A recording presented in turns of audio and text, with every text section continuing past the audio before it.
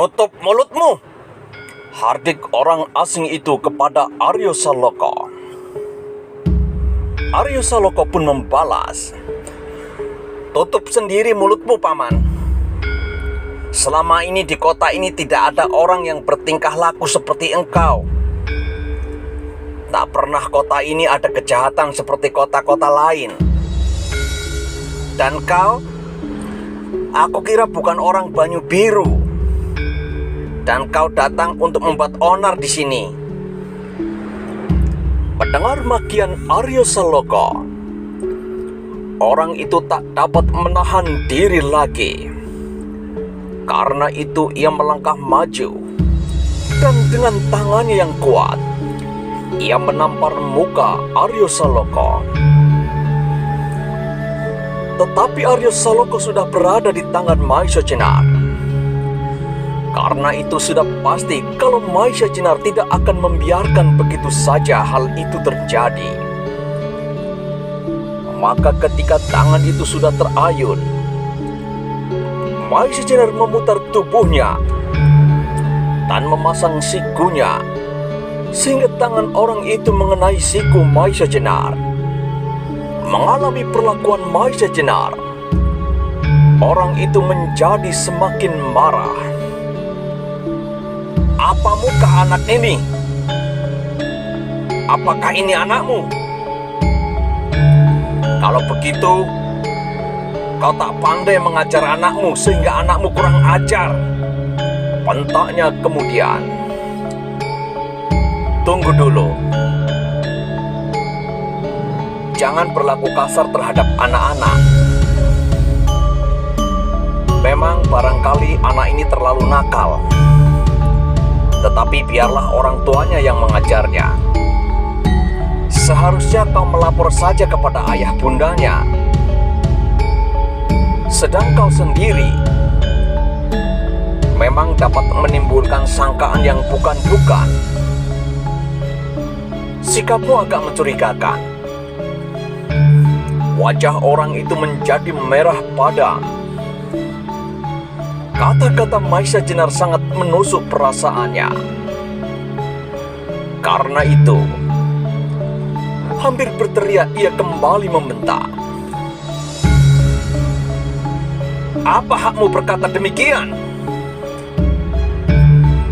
Apakah kau pengawal kota? Atau kau kepala daerah perdikan ini? Aku bukan siapa-siapa, jawab Maisa Jenar. Tetapi tiap-tiap warga kota ini berhak turut serta menjaga keamanan kotanya. Dan bukankah kau bukan penduduk Banyu Biru? Mata orang itu menjadi semakin berapi-api. Tetapi rupanya ada suatu pertimbangan yang menahannya untuk tidak berbuat sesuatu. Akhirnya ia berkata lantang, tak ada gunanya aku melayani orang-orang gila macam kau dan anak ini. Lalu ia memutar tubuhnya dan melangkah pergi. Tetapi kali ini Maisa Jenar yang kemudian tidak membiarkan orang itu pergi. Ia segera menahannya. Nanti dulu.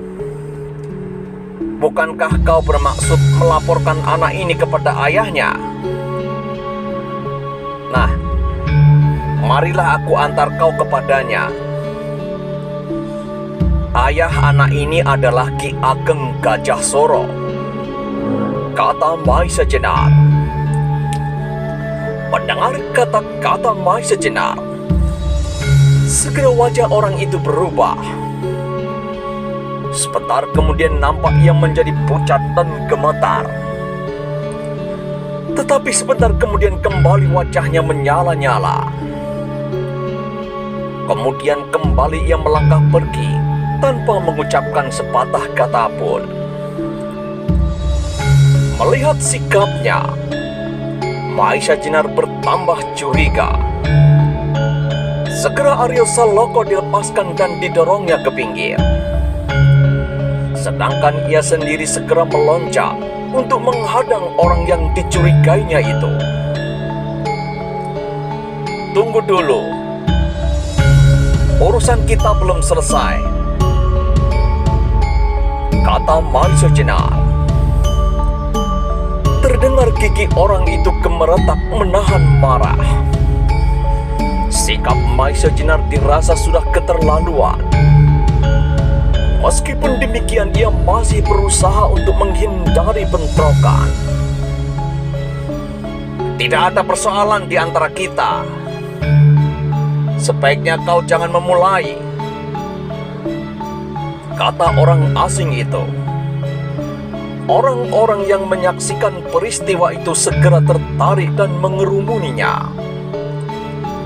Mereka mengenal Maisa Jenar sebagai sahabat Ki Ageng Gajah Soro.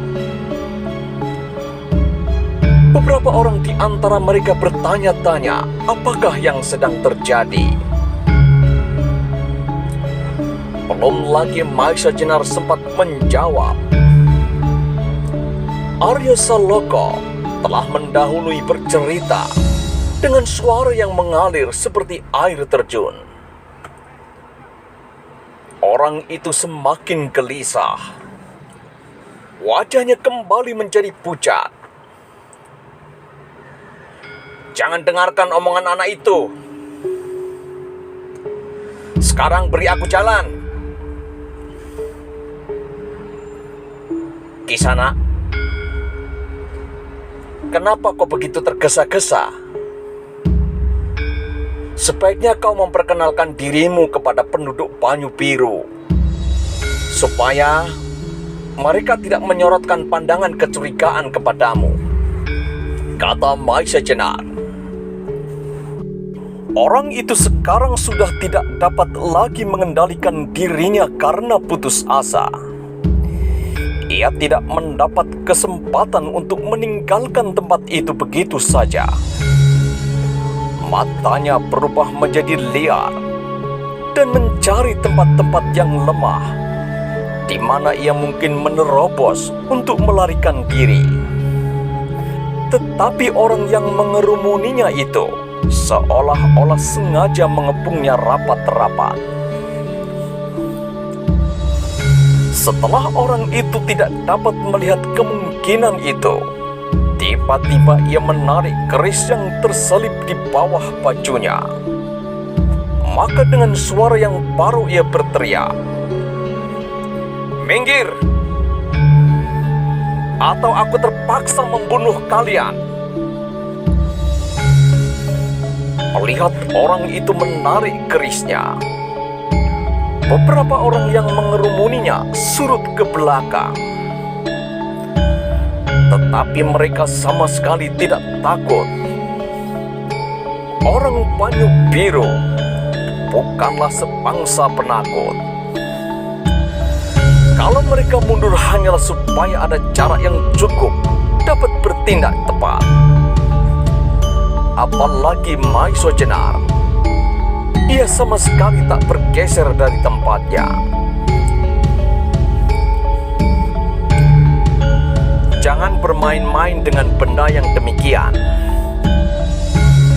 sebab senjata hanyalah mendatangkan bencana, terutama bagi yang membawanya, kata Maisa Jenar sambil tersenyum.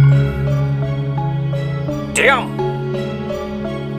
Pergi kau, atau biarkan aku pergi!" teriak orang itu semakin putus asa. Orang itu selangkah mendekati Maisa Jenar dengan keris terhunus. Melihat orang itu mendekati Maisa Jenar, beberapa orang bergerak pula. Mereka masih belum tahu sampai di mana kemampuan bertindak Maisa Jenar, sehingga penduduk Banyu Biru merasa perlu untuk melindungi tamu mereka. Tetapi Maisa Jenar masih saja berdiri di tempatnya. Sementara itu, terdengarlah beberapa orang keluar dari halaman. Mereka ternyata Ki Ageng Gajah Soro, Ki Ageng Lembu Soro, dan beberapa pengiringnya. Ketika mereka mendengar ribut-ribut di luar, mereka ingin pula mengetahuinya. Dan ternyata Arya Saloka telah berlari memberitahukan persoalan itu kepada ayahnya. Orang-orang yang berdiri berkerumun segera menyibak ketika mereka melihat kepala daerah mereka datang. Melihat orang-orang berdatangan, orang yang mencurigakan itu menjadi semakin pucat dan semakin kebingungan. Tiba-tiba terjadilah suatu hal yang tidak terduga-duga. Ketika Ki Ageng Lembusara melihat orang itu, matanya menjadi merah menyala, dan tidak seorang pun yang mengira bahwa Lembusara secepat kilat menarik kerisnya, dan sambil berteriak ia meloncat menikam perut orang itu. Orang inikah yang telah berani menganiaya putra Kakang Gajah Soro? Katanya kemudian. Gerakan Lembusara terlalu cepat, sehingga tak seorang pun dapat mencegahnya. Orang itu terdorong mundur beberapa langkah. Cepat-cepat tangannya memegang perutnya yang terluka, dan kerisnya sendiri terlepas jatuh. Tubuhnya menggigil seperti orang kedinginan, sedang wajahnya memancar rasa heran dan kemarahan yang tak terhingga. Ia memandangi Lembusara dengan matanya yang semakin pucat. Dari sela-sela jarinya mengalir gumpalan-gumpalan darah cair. Bibirnya yang menjadi putih itu bergerak-gerak, tetapi tak sepatah kata pun terucapkan. Sampai akhirnya ia tersungkur dan tidak bernafas lagi.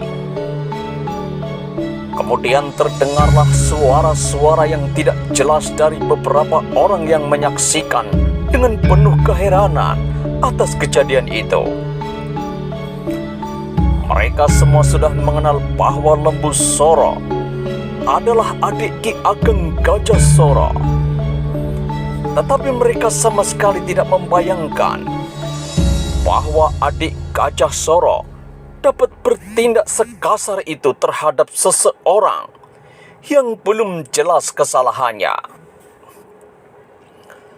Apalagi Maisa Jenar dan Gajah Soro sendiri yang menjadi kurang senang atas tindakan Lembusara. Kau terlalu tergesa-gesa, Adi Lembusara, kata Gajah Soro.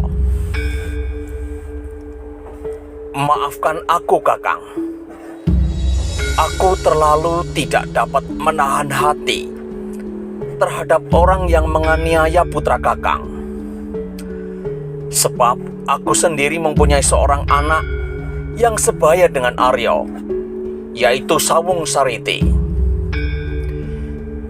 Sehingga aku merasa bahwa tindakan yang kasar terhadap anak-anak adalah tindakan yang paling terkutuk. Gajah Soro menarik alisnya. Kemudian diperintahkannya beberapa orang untuk mengurusi jenazah itu. Sedang beberapa orang yang lain supaya mencari keluarganya apabila itu mungkin.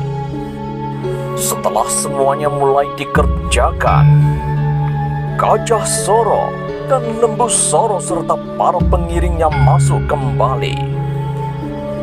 Maisa Jenar masih saja berdiri di antara mereka yang sedang menyelesaikan penguburan jenazah itu.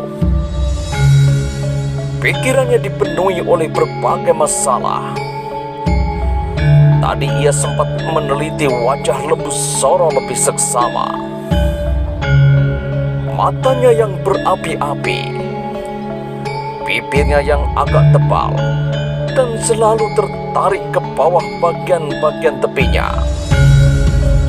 menunjukkan bahwa ia benar-benar orang yang tidak tanggung-tanggung, yang dapat membunuh orang asal ia mau, dan sesudah itu dapat melupakannya dengan sekaligus seperti tidak terjadi apa-apa.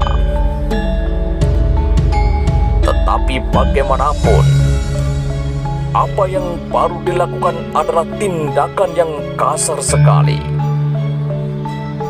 Tiba-tiba Maisa Jenar mendapat pikiran lain. Apakah hal itu cukup kuat sebagai suatu alasan untuk membunuh? Tidak mungkinkah kalau pembunuhan itu dilakukan karena ada sebab-sebab lain? Sementara itu datanglah Aryo Saloka mendekatinya. Wajahnya tampak tidak seriang biasanya. Aku menyesal, Paman. Aku tidak mengira bahwa orang itu akan mengalami nasib terlalu buruk, sehingga Paman Lembu Soro membunuhnya. Bisiknya kemudian kepada Maisa Jenar. Sudahlah Aryo, lain kali jangan terlalu nakal. Untunglah aku melihat kau berkelahi. Kalau tidak, barangkali kepalamu tadi sudah dibentur dinding, kata Maisa Jenar. Kemudian, mula-mula aku hanya ingin mengetahui apakah yang akan dilakukan oleh orang itu, Paman. Kelakuannya nampak aneh, dan aku tidak sempat memberitahukan kepada siapapun. Sudah pernahkah kau melihat orang itu sebelumnya? Tanya Maisa Jenar. Belum, Paman. Yang pasti ia bukan orang Banyu Biru. Aku hampir mengenal semua orang di kota ini, jawab Aryo Saloka. Maisa Jenar merenung sejenak. Lalu katanya, sudahlah, lupakan itu. Marilah kita sekarang berjalan-jalan. Barangkali kau dapat menunjukkan tempat-tempat yang belum pernah aku lihat. Maka kembali Maisa Jenar berjalan-jalan tanpa tujuan. Kali ini ia pergi bersama Aryo Saloka yang nakal. Diajaknya Maisa Jenar mendaki lereng Bukit Telomoyo. Dari sana Paman dapat melihat seluruh dataran tanah Rowo. Dari Banyu Biru, dataran itu juga dapat dilihat, Aryo, jawab Maisa Jenar. Tetapi pandangan kita tidak seluas apabila kita berdiri di sana, Paman, bantah Aryo Saloka. Maisa Jenar tidak menjawab lagi. Memang ia sama sekali tidak mempunyai tujuan. Jadi kemana saja pergi, bagi Maisa Jenar adalah sama saja. Sampai di lereng bukit yang agak tinggi, mereka berdua dapat melihat hampir seluruh dataran. Tanah-tanah yang subur dengan padinya tampak seperti permadani kuning yang dibentangkan di bawah kaki mereka. Sedangkan di bagian timur tampak rawa bening berkilat-kilat memantulkan cahaya matahari.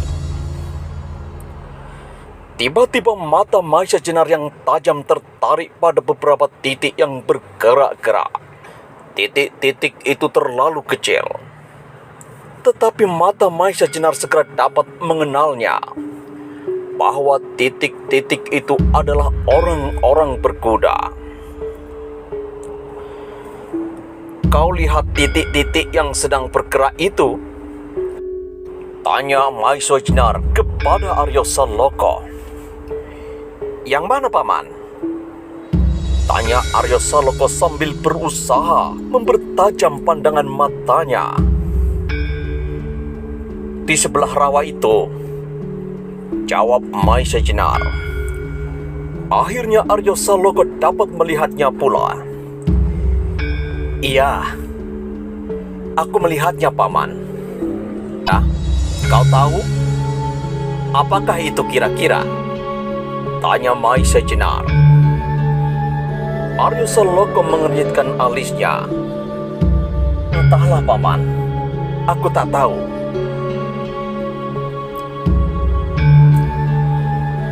Itu adalah orang-orang berkuda, Arya. Orang-orang berkuda? Tanya Arya Saloka. Rupanya ia sangat tertarik. Di sini memang sering ada orang-orang berkuda, Paman. Tetapi yang bergerombol demikian adalah jarang sekali. Berapa orang kira-kira mereka, Paman? Maisa Jenar mengamat-amati sejenak. Lalu katanya, ya, antara 10 orang. Tiba-tiba saja wajah Arya Saloka berubah. Pasti terpikir sesuatu olehnya. Maka berkatalah ia, Paman, mari kita lihat siapakah mereka itu. Maisa Jenar tersenyum. Jarak itu tidak terlalu dekat, Arya. Belum tentu lewat tengah hari kita sampai ke sana. Bukankah jalan menuju ke tempat itu berkelok-kelok? Kita pulang dulu, Paman. Lalu kita ambil kuda dan pergi ke sana. Arya Saloka menjelaskan maksudnya. Arya Saloka tidak menunggu jawaban Maisa Jenar, tetapi terus saja menghambur lari menuruni tebing. Maisa Jenar tidak dapat berbuat lain kecuali mengikutinya. Memang sebenarnya ia pun tertarik pada rombongan orang-orang berkuda yang datang dari arah timur itu. Ketika Maisa Jenar sampai di luar dinding halaman rumah Arya, ia melihat Arya Saloka sudah menunggunya dengan 2 ekor kuda. Yang seekor berwarna hitam mengkilat, dan yang seekor lagi berwarna abu-abu. Ketika Maisa Jenar menghampirinya, segera Arya Saloka menyerahkan kuda yang berwarna abu-abu itu kepada Maisa Jenar. Mudah-mudahan tamasa ini menyenangkan, Paman, kata Arya Saloka sambil meloncat ke atas punggung kudanya. Kemudian tanpa menunggu Maisa Jenar, Arya Saloka memacu kudanya. Maisa Jenar segera menyusul sambil menggerutu di dalam hatinya. Memang anak ini nakal sekali. Sebentar kemudian kuda-kuda itu telah menuruni jalan-jalan perbukitan dan segera mencapai jalan yang menuju ke rawa bening. Debu yang dihamburkan oleh kaki-kaki kuda itu bergulung-gulung di terik matahari.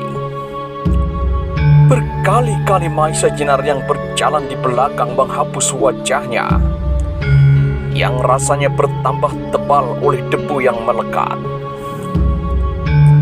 Setelah mereka berkuda beberapa saat, tampaklah jauh di depan mereka debu yang berhambur-hamburan. Segera Arya Saloka memperlambat kudanya sampai Maisa Jenar benar-benar berjalan di sampingnya. Itukah mereka, Paman? Ya, itulah mereka, jawab Maisa Jenar. Lalu, apa yang akan kita lakukan, Paman? Terserah kepadamu, Aryo.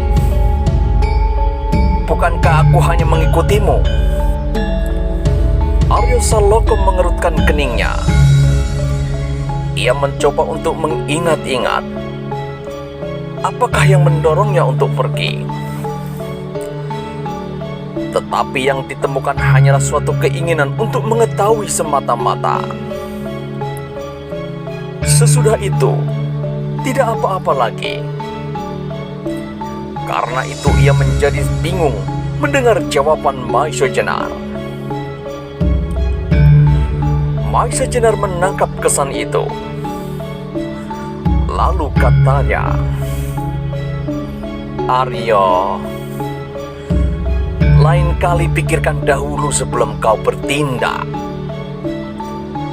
supaya kau tidak mudah terjerat dalam suatu bahaya.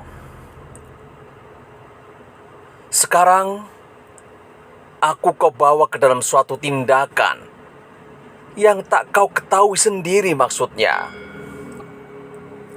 Aryo Saloka memandang wajah Maisa Jenar dengan penuh kesibukan di dalam hatinya. Tetapi ketika ia melihat kesan wajah Maisa Jenar, segera ia berkata hampir berteriak, "Paman, jangan menggodaku. Aku sudah kebingungan, Paman." Kembali Maisa Jenar tersenyum. Tetapi ia tidak menjawab. Sehingga kembali Aryo Saloka berkata, "Aku janji tidak berbuat lagi, Paman. Tetapi sekarang bagaimana?" Akhirnya Maisa Jenar kasihan juga melihat Aryo Saloka kebingungan. Maka katanya kemudian, "Kenapa kau menjadi bingung? Bukankah biasa saja kalau kita berjalan berpapasan? Apa masalahnya?" Jawaban Maisa Jenar yang sederhana itu telah membuat Aryo Saloka geli sendiri. Akhirnya Aryo Saloka tertawa sendiri. Tetapi tanpa disadari sendiri, otaknya yang tangkas dapat mengikuti jalan pikiran Maisa Jenar. Dengan berpapasan saja, sudah dapatlah kiranya didapat kesan mengenai orang-orang berkuda itu. Orang-orang berkuda itu semakin lama jaraknya semakin dekat. Maisa Jenar masih selalu cemas atas tindakan-tindakan Aryo Saloka yang kadang-kadang tak terkendali itu. Aryo, terhadap orang-orang yang sama sekali belum kau kenal, jangan berbuat sebelum kau ketahui beberapa hal lebih dahulu. Juga terhadap orang-orang berkuda itu, kita berjalan biasa saja.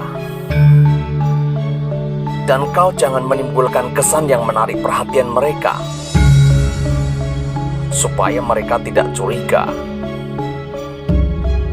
Kata Maisa Jenar memperingatkan Aryo Saloka. Aryo Saloka memalingkan kepalanya. Sambil tersenyum ia menjawab,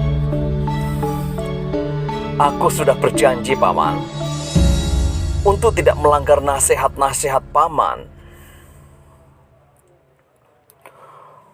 Orang-orang berkuda itu sudah sedemikian dekat.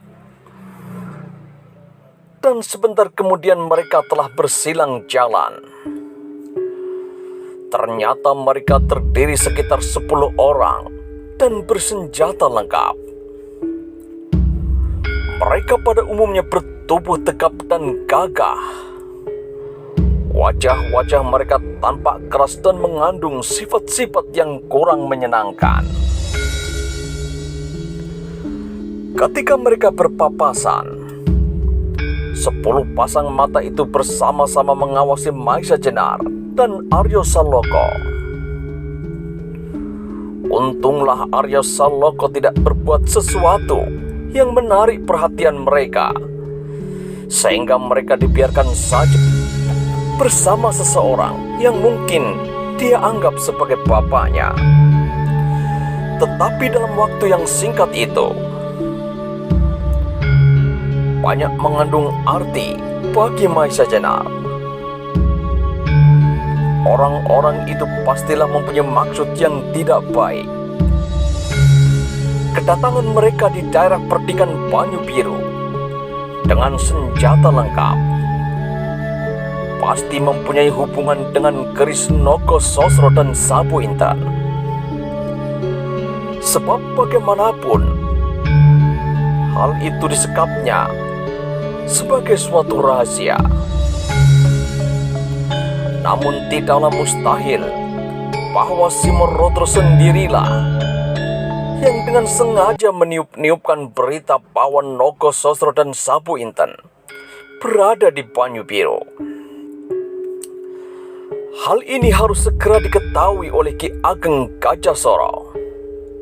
Paman, kemana kita sekarang? Tiba-tiba suara Arya Saloka mengejutkan Maisa Jenar yang sedang sibuk berpikir. Maisa Jenar segera menoleh ke belakang. Orang-orang berkuda itu telah agak jauh di belakang mereka. "Kemanakah jalan ini, Aryo?" tanya Maisa Jenar.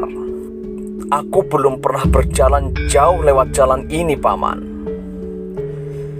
Tetapi kata ayah, jalan ini menuju ke Pejaten dan kemudian lewat daerah hutan akan sampai ke silang jalan ke Perkota."